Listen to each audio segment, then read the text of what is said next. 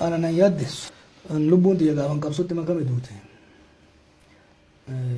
Miidhaa gaagama dhufu kamiyyuu namni yeroo hedduu nan jedha namni na dirqisiisee qabsoo kanatti na galche hin jiru.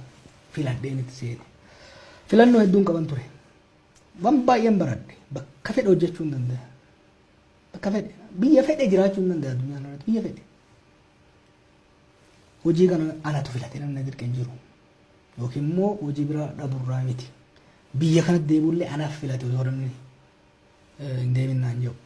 Kana gaafan qabsootti seenan lubbuu tufee lafa kaa'eetti seenee jechuudha.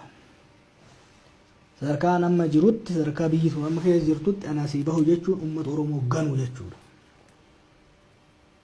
Hin jiru. Abbaa fedheetu ija diimeessa malee.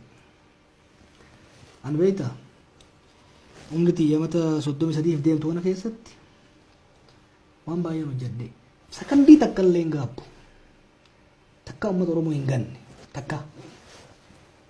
Takka waan beekaa waan uummata Oromoo miidhaan hojjenne. Ittiin boonaa jechuudha. Amma Oromoon wajjin haasa'u kana yoon du'e hin gaabbu'an. Hammaattuu azaabuman seena rakkoon hin jiru. Kanaaf uummata keenyan ka yaadni isaanii naa gala waan tokko beekuu qaban. Qabsaan ni du'a.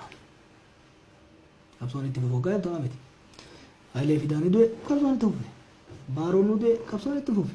Buruusoon ni du'e qabsoon itti fufe. Nadhiin ni dhabamsiifame. Jamarroo waleen ajjeefame itti fufa. Sadarkaa amma irra geesse kanatti immoo taakkuu takka du'a Sudaaniif duban deebiin.